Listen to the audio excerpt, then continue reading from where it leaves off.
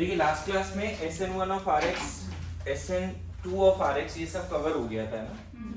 तो SN1 of RX के questions और लगभग 11 क्वेश्चन 12 क्वेश्चन किया था कि SN1 पहले कौन देगा। फिर SN2 के भी क्वेश्चंस हो गए थे। तो अंतर क्या है अगर मैं बात करूं SN1 SN2 में, बेसिक डिफरेंस थोड़ा समझते हैं। तो पहला अगर हम बात करें काइनेटिक्स का, केमिकल काइनेटिक्स का पहला पॉइंट, तो काइनेटिक्स के हिसाब से हम बोल सकते हैं कि ये ऑर्डर मॉलिक्युलरिटी क्या है, रेट Rx एंड बस Rx पे डिपेंड करता है। हाँ सही बोला, रेट क्या है काइनेटिक्स के हिसाब से, रेट इज इक्वल टू, और यहाँ रेट इक्वल टू क्या है, जस्ट कंपेयर कर ले थोड़ा, बताओ न्यूक्लियोफाइल पे भी डिपेंड करता है। मतलब केमिकल काइनेटिक्स के हिसाब से ऑर्डर मॉलिक्युलरिटी 1 है और यहाँ ऑर्डर मॉलिक्युलरिटी क्या है 2 है। अच्छा अगर मैं यहाँ पे बात करूँ सेकेंड कंपैरिजन स्टेप्स की, तो यहाँ 2 स्टेप है, यहाँ 1 स्टेप है। नहीं, अगर हम बात करें यहाँ पे इंटरमीडिएट या ट्रांजिशन स्टेट, तो यहाँ ट्रांजिशन स्टेट भी बनेगा और इंटरमीडिएट भी बनेगा, दैट इज कार्बोकेटायन। कहीं भी अगर इंटरमीडिएट बना है तो ट्रांजिशन स्टेट तो बना ही होगा, ये बात तो कंफर्म है। यहाँ सिर्फ ट्रांजिशन स्टेट बनता है, नो इंटरमीडिएट। ध्यान में आ रहा है क्या? उसके बाद अगर हम बात करें रेट का, तो प्रोपोर्शनल टू क्या, स्टेबिलिटी ऑफ क्या, stability of carbocation, yes no. और यहाँ क्या बोलते थे, स्टेबिलिटी ऑफ ट्रांजिशन स्टेट। तो ट्रांजिशन स्टेट की स्टेबिलिटी किस पे डिपेंड करेगा, रोहन बताओ। साइज ऑफ एटम्स और विट्रोइक नेचर। 1 2 3 जो है इधर वो स्मॉल साइज का होना चाहिए और साथ साथ विड्रॉइंग होना चाहिए। एक रिलेटिव कंपैरिजन है, याद करने के लिए, है ना। फिफ्थ पॉइंट, इस पे बहुत सारे क्वेश्चंस किए हैं, 10-12 क्वेश्चन इस पे किए हैं, 10-12 क्वेश्चन इस पे भी किए हैं। अब इसमें मैं इन डेप्थ कांसेप्ट नहीं लिखा रहा हूं। आपको पता है कि TS will be more stable when the groups are because here groups are connected at the same time, 5 atom और group of atom। ध्यान में आ रहा है, न्यूक्लियोफाइल आ रहा है, लिविंग ग्रुप जा रहा है, लाइक दैट ना। ध्यान में है। तो अगर ये सारे ग्रुप छोटे साइज के होंगे और विड्रॉइंग नेचर का भी होगा तो SN2 फास्ट होगा। और यही रीजन था मिथाइल हैलाइड ज्यादा अच्छा SN2 देता था, जबकि टर्सरी हैलाइड SN1 ज्यादा अच्छा देता है, जबकि टर्सरी हैलाइड SN2 देता ही नहीं है। याद आया? अच्छा अगर मैं बात करूं रिएजेंट का, तो न्यूट्रल न्यूक्लियोफाइल, याद है? मैं चाहूँ तो यहाँ पे लिख भी दूं, क्या क्या था, एक्वस AgNO3, याद है? फिर सिर्फ वाटर एसीटोन, याद है? या फिर सिर्फ वाटर, सिर्फ अल्कोहल, सिर्फ एसिटिक एसिड, नहीं। ये पहला, ये दूसरा, तीसरा क्या रिएजेंट लिखते हैं, सिर्फ वाटर, चौथा सिर्फ अल्कोहल, पांचवा सिर्फ कार्बोक्सिलिक एसिड, ऐसे बोल सकते हैं। न्यूट्रल चाहिए। और यहाँ पे कैसा चाहिए, negatively charged and strong nucleophile, strong nucleophile. ध्यान में आ रहा है डिफरेंसेस? इससे क्या होता है कि इस तरह के कंपैरिजन से एक बार में काम हो जाएगा, फिर डायरेक्ट क्वेश्चन सॉल्व करना शुरू कर दो।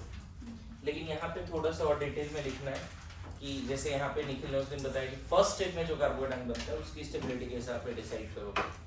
कार्बोकेटायन की स्टेबिलिटी तो है, लेकिन कंसेप्ट क्या छुपा हुआ है, stable the carbocation formed in the very first step faster the SN1 and stable the transition state formed faster the SN2। समझ में आया ना? तो बहुत बार क्या है कि हम शॉर्ट में तो लिख रहे हैं, लेकिन इसके शॉर्ट के भी कुछ कंसेप्ट्स हैं जो यहाँ लिखने हैं। जैसे यहाँ पे स्ट्रॉन्ग न्यूक्लियोफाइल क्या क्या है बताओ, जैसे KSH है, KCN है, AgCN है, कितने सारे याद करो।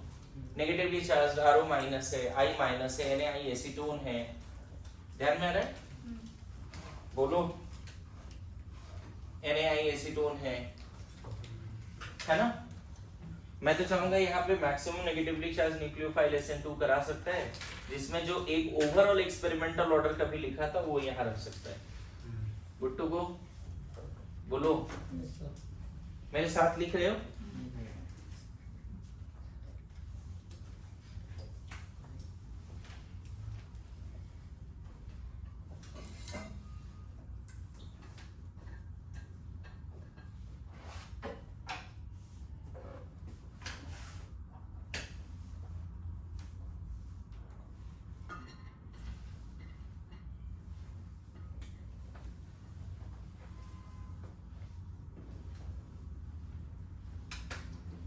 और भी कुछ पॉइंट्स आएंगे, अभी और ऐड करता हूं कुछ पॉइंट्स। देखो इसमें रिएजेंट का थोड़ा और नाम लिख सकते हैं, नहीं थोड़ा रिएजेंट का और नाम लिख सकते हो। उसके बाद 6th में अगर मान लो बात करें नेचर ऑफ आरएक्स, तो थोड़ा याद रख लेना है कि 3 डिग्री 2 डिग्री 1 डिग्री, और यहाँ पे 1 डिग्री 2 डिग्री 3 डिग्री। ये पूछा भी जाता है कभी कभी, बड़ा बेसिक सा है, लेकिन ये चीज भी नहीं भूलना है। 3 डिग्री आरएक्स किसको बोलते हैं? एक ऐसा अल्काइल हैलाइड जिसमें halogen sp3 carbon 3 degree carbon से जुड़ा हो। फिर 2 डिग्री किसको बोलेंगे? देखो 2 डिग्री, फिर 1 डिग्री ऐसा, और इसका रिवर्स वहां लिख सकते हो, राइट। नाउ इसी में लिविंग ग्रुप, ये 4 जो फैक्टर लिखा है था वो यहाँ पे आ जाएगा। नेचर ऑफ लिविंग ग्रुप क्या बोले? ऑब्वियसली Ri फर्स्ट होगा, then RBr, then RCl and then RF, and same goes for this also.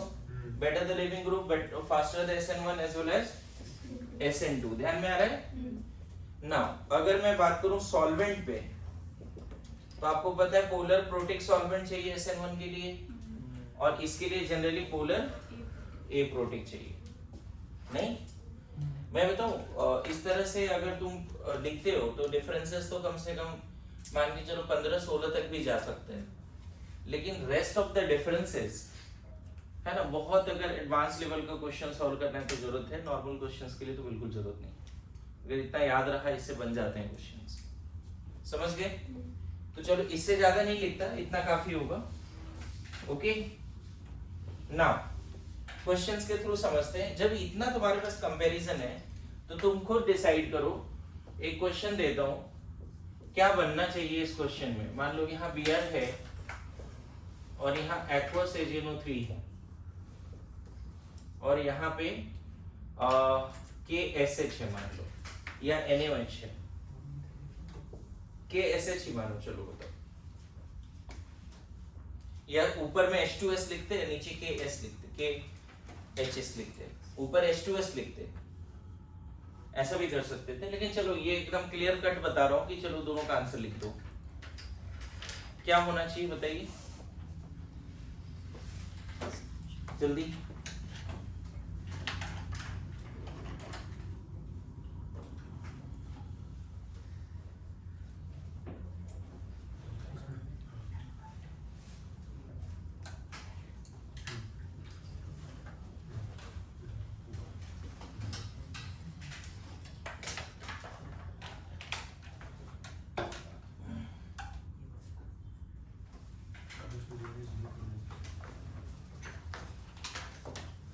क्या लगता है? ये समझ में आ रहा है? पहला SN1 है पक्का? क्या ये SN1 है? ये समझ में आ रहा है? Ag प्लस इसको हटाएगा, यहाँ प्लस आएगा, रिंग एक्सपेंशन के बाद हाइड्राइड शिफ्ट भी होगा बच्चे इसमें। तो इसका आंसर देखो, हमने पहले भी क्वेश्चन कर रखा है, अगर SN1 के क्वेश्चंस में देखना सेम क्वेश्चन है ना, यहाँ OH आ जाएगा, और इसमें चूंकि नेगेटिवली चार्ज न्यूक्लियोफाइल है तो जहां पे SH जहां पे Br है वहीं पे ये लगा दो। अच्छा, डिफरेंस में एक और बड़ा इंपॉर्टेंट पॉइंट लिख सकते हो कि जहां पे कार्बोकेटाइन लिखा था मे रीअरेंज, और जहां TS लिखा था नो रीअरेंजमेंट, मतलब SN2 में रीअरेंजमेंट नहीं होता, SN1 में रीअरेंजमेंट होता है, तो उसका ध्यान जरूर रखा जाए। SN1 में कार्बोकेटाइन बनता है ना, तो वहीं पे लिख सकते हो मे रीअरेंज क्या, और SN2 में क्या बोलेंगे? अलग से पॉइंट लिख सकते हो, जरूर 9 पॉइंट लिख सकते हो कि SN1 में क्या होता है? रीअरेंजमेंट होता है, और SN2 में रीअरेंजमेंट नहीं होता है। अच्छा, एक पॉइंट और आ जाएगा जो काफी इंपॉर्टेंट था, स्टीरियोकेमिस्ट्री वाला। है ना, जैसे 9 पॉइंट आ गया क्या कि इंटरमीडिएट में रीअरेंज, यहाँ पे नो रीअरेंजमेंट। उसके बाद 10 पॉइंट क्या आ सकता है यहाँ पे अगर जगह है तो, स्टीरियोकेमिस्ट्री में SN1 में लिखोगे retention as well as inversion, और SN2 में क्या लिख सकते हैं हम लोग, ओनली इन्वर्जन, है ना। समझ में आ रहा है, जगह है तो एडजस्ट कर लीजिए, कोई ऐसा दिक्कत नहीं है। मैं बोला ना 15-16 पॉइंट्स आते हैं, लेकिन स्टीरियोकेमिस्ट्री पे 2-4 क्वेश्चन ही बनते हैं, ज्यादा नहीं बनते। ओके, बोलिए, फिर से रिपीट कर रहा हूँ। 9th पॉइंट क्या लिख लोगे, रीअरेंजमेंट, तो यहाँ लिखोगे मे रीअरेंज और यहाँ नो रीअरेंजमेंट। नो रीअरेंजमेंट का कांसेप्ट क्या है, अगर SN2 है तो कंफर्म जहां हेलोजन है उसी कार्बन पे न्यूक्लियोफाइल आएगा, और कहीं नहीं जा सकता। देख रहे हो यहाँ जहां हेलोजन है वहां न्यूक्लियोफाइल आया है क्या, रिंग वगैरह भी चेंज हो गया, स्ट्रक्चर भी चेंज हो गया, मतलब SN1 में rearranged product will be the major, और SN1 में rearranged product will be major, और SN2 में जिस कार्बन से हेलोजन जुड़ा है वहीं पर न्यूक्लियोफाइल आएगा। बस इतना बोल सकते हो कि न्यूक्लियोफाइल अगर वेज में, लिविंग ग्रुप अगर वेज में है तो न्यूक्लियोफाइल डैश में आएगा, दैट इज SN2। यस और नो, बोलो। तो 9th पॉइंट क्या लिख लिया, no rearrangement, no rearrangement. 10th point क्या लिख दिया स्टीरियोकेमिस्ट्री के बारे में, inversion as well as retention, और यहाँ पे क्या, यहाँ पे जनरली रेसमिक मिक्सचर, यहाँ पे only one product, inverted product. SN2 में ओनली इन्वर्टेड प्रोडक्ट। समझ में आ रहा है जी, पूरे पॉइंट्स क्लियर हो रहे हैं, बोलो।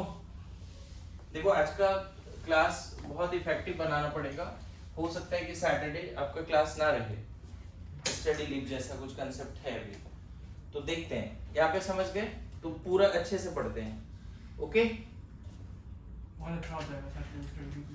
हम वही बोल रहा हूँ, प्लान कर रहे हैं अभी हम लोग। सैटरडे रिपीटर का ये भी है, मतलब शायद फर्स्ट टाइम रिपीटर में जिससे PTM होता नहीं है तो फर्स्ट टाइम PTM कर रहे हैं, ठीक है, ओके।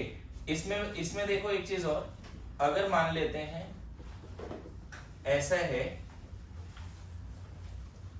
यहाँ पे मान लो Br है, यहाँ H है, ऐसा अगर तुम कंफर्म समझ गए, अगर यहाँ एक्वस AgNO3 है और यहाँ KCN है मान लो, तो पहले तो देखो दोनों जगह alkyl halide same, deciding factor कौन होगा, रिएजेंट, SN1 होगा या SN2 होगा। तो बताओ, बेंजाइल ब्रोमाइड है, बेंजाइल है ना, तो SN1 में क्या होगा, पहले ये हटेगा, कार्बोकेटाइन बनेगा।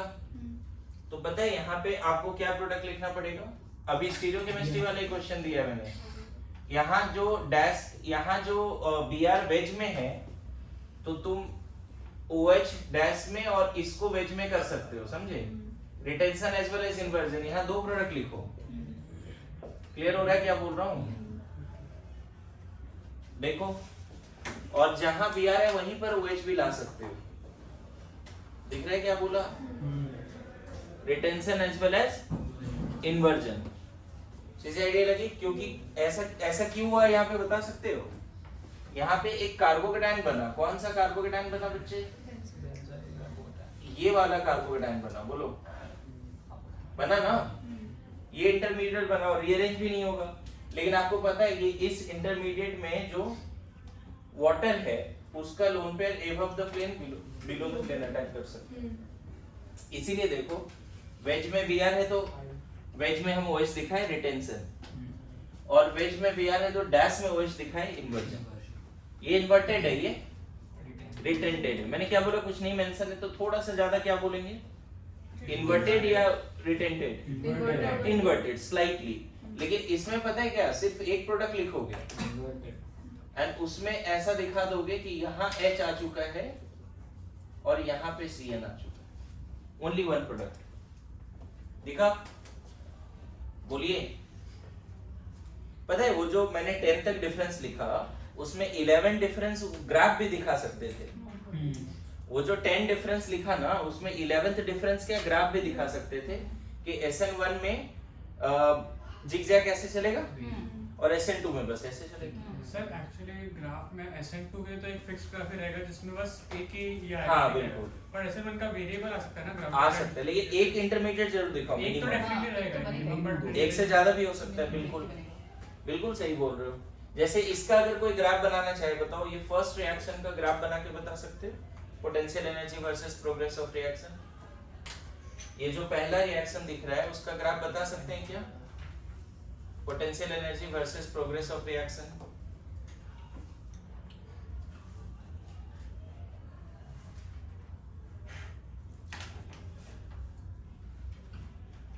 मैं ट्राई करूं? पहले क्वेश्चन लिख लिया सबने? नहीं सर दो ये सेकंड वाले का ग्राफ तो मैं यहीं पे बना देता हूँ। देखो SN2 के लिए ग्राफ में कोई ज्यादा दिक्कत नहीं है, ऐसा ग्राफ बना दो। SN2 का potential energy versus progress of reaction. SN2 में तो बस एक ट्रांजिशन स्टेट बना हो गया, लेकिन मैं बोल रहा हूँ फर्स्ट वाले रिएक्शन का ग्राफ बनाने। जब ये कंपाउंड है और ये प्रोडक्ट बना है, निखिल कुछ सोच सकता है? सिंपली बता क्या ग्राफ होगा? ड्रॉ किया है क्या? एनीवन? क्वेश्चन लिख लिया तो मैं वो ग्राफ के लिए इसको एक पूरा रब करूंगा और फिर से एक्सप्लेन करूंगा ग्राफ क्या है। ओके देखो,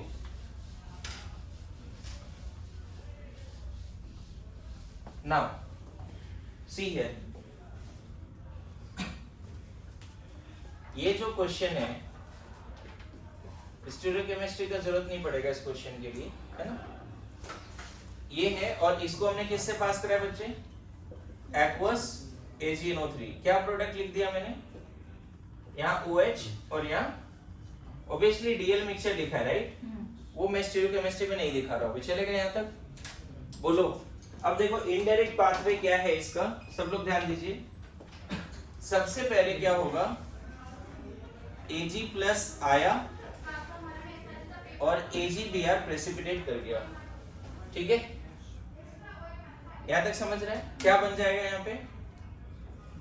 PH CH2 प्लस CH3 बन गया। ध्यान दीजिएगा यहाँ पे, इसको और इसको बनने में, देखो ये रिएक्टेंट है, इसके और इसके बनने के बीच में एक ट्रांजिशन स्टेट है। कौन सा ट्रांजिशन स्टेट है? वो ट्रांजिशन स्टेट अलग से यहाँ दिखा देता हूँ। उसमें ऐसे दिखाना पड़ेगा कि बातें नहीं, ऐसा ये ट्रांजिशन स्टेट है।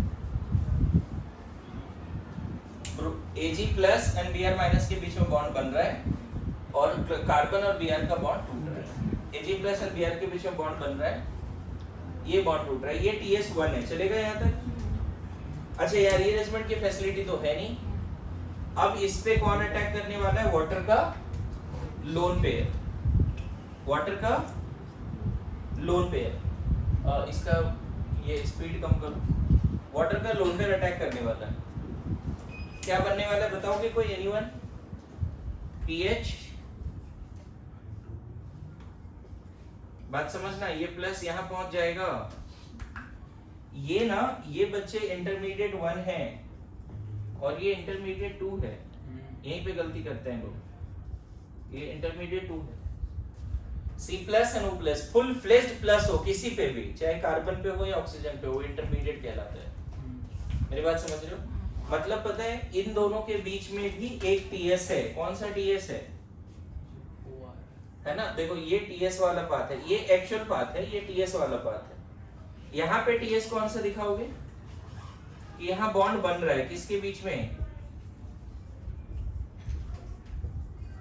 बॉन्ड बनता हुआ, बॉन्ड बन गया ना तो इंटरमीडिएट बना। ऑक्सीजन का लोन पेयर का आना और इस कार्बोकेटाइन के बीच में बॉन्ड बनना, वो TS है। समझ गए? उधर ही रहने दीजिए, है ना?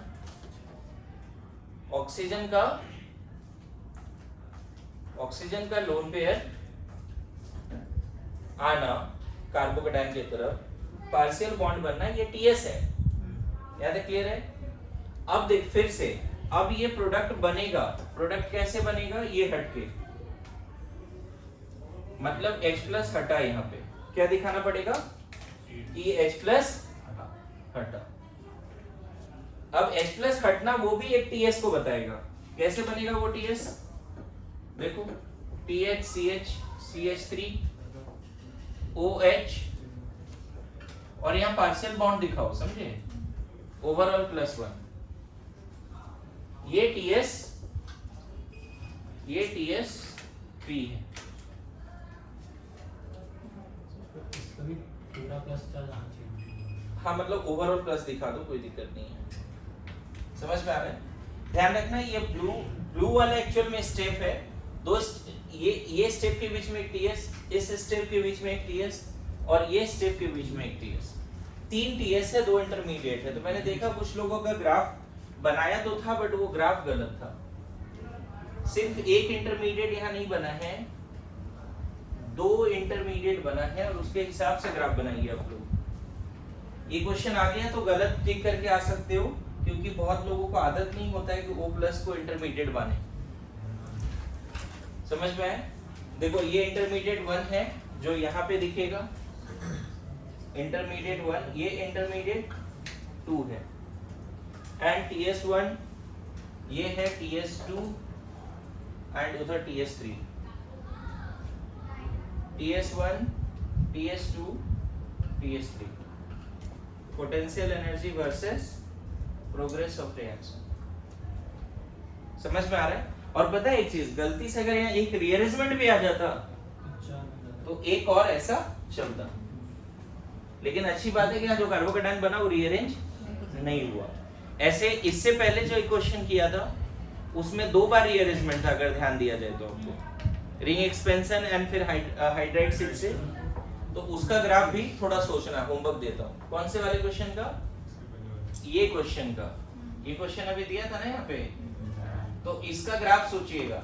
मैं बताऊं एक्वस HNO3 दे दिया है, तो मतलब 2 इंटरमीडिएट तो कार्बोकेटायन के रीअरेंजमेंट वाले, एक O+ वाले भी, इसमें 3 इंटरमीडिएट बनेगा। ये जो क्वेश्चन दिया था ना अभी, इसमें 3 इंटरमीडिएट बोल रहा हूं। एक तो फर्स्ट टाइम बना प्लस चार्ज, फिर रीअरेंज हुआ, फिर रीअरेंज हुआ, 4 इंटरमीडिएट बनेगा सब। इस वाले क्वेश्चन में कितने इंटरमीडिएट बनेंगे? 4। 5 ट्रांजिशन स्टेट बनेगा। मतलब इस तरह का मैक्सिमम 3 नहीं दिखाना है, इस क्वेश्चन में 5 दिखाना है मैक्सिमम। बोलो। इस वाले क्वेश्चन में फर्स्ट स्टेप में कार्बोकेटायन बना, फिर रिंग एक्सपेंशन हुआ, फिर कार्बोकेटायन बना, फिर हाइड्राइड शिफ्ट हुआ, फिर कार्बोकेटायन बना, फिर उस पे ऑक्सीजन अटैक किया, O+ बना, फिर। समझ में आ रहा है? तो इस क्वेश्चन का ग्राफ एक बार रफली ड्रॉ कर लोगे तो मुझे ज्यादा अच्छा लगेगा इसके थ्रू। अच्छा ये भी इतना कुछ समझने का नहीं है, मतलब इतना डिटेल में लिखने का जरूरत नहीं है, आप बस समझ लो किस तरह से रिएक्शन हुआ है ना? इंटरमीडिएट और रिएक्टेंट के बीच में टीएस होगा, 2 इंटरमीडिएट के बीच में टीएस होगा, इंटरमीडिएट प्रोडक्ट के बीच में टीएस होगा। Yes no? समझ में आ रहा है क्या बोल रहा हूं? सोचिए थोड़ा अच्छे से।